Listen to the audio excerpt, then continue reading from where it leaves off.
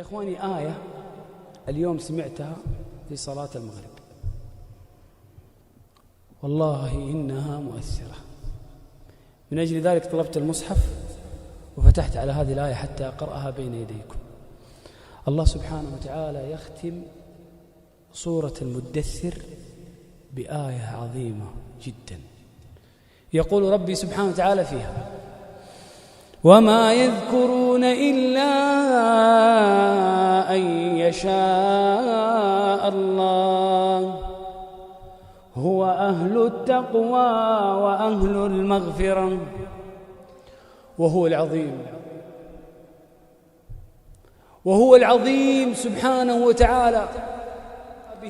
وما قدر الله حق قدره والأرض جميعا قبضته يوم القيامة والسماوات مطويات بيمينه سبحانه وتعالى عما يشركون.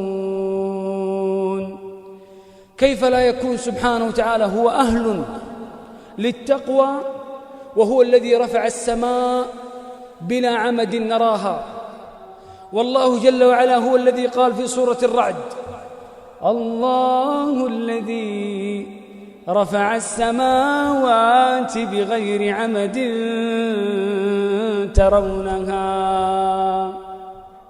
كيف لا يتقى سبحانه وتعالى ويعظم وهو الذي قال في سورة النبأ: وبنينا فوقكم سبعا شدادا. كيف لا يتقى سبحانه وتعالى وهو الذي خلقنا وهو الذي شق أسماعنا وأبصارنا؟ الله الذي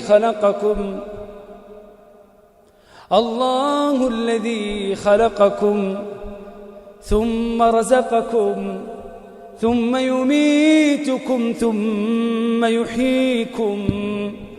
هل من شركائكم من يفعل من ذلكم من شيء سبحانه وتعالى عما يشركون.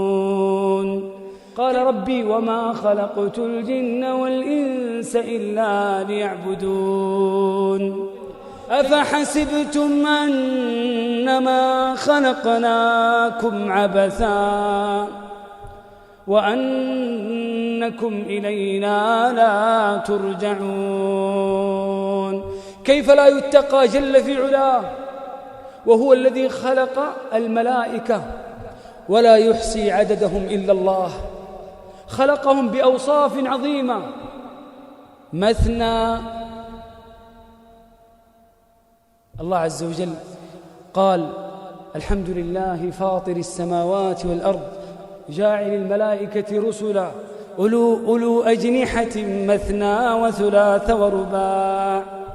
كيف لا يتقى سبحانه وتعالى وهو الذي أخبر عن الملائكة: إن الذين عند ربك لا يستكبرون عن عبادته ويسبحونه وله يسجدون يخافون ربهم من فوقهم ويفعلون ما يؤمرون. كيف لا يتقى سبحانه وتعالى وهو الذي خوفنا بنفسه فقال: ويحذركم الله نفسه وإلى الله المصير.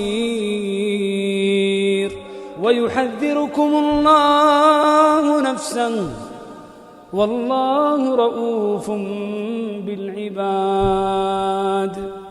كيف لا يعظم سبحانه وتعالى وهو الذي خوفنا بنار تلظى لا يصلاها إلا الأشقى، فأنذرتكم نارا تلظى لا يصلاها إلا الأشقى الذي كذب وتولى وسيجنبها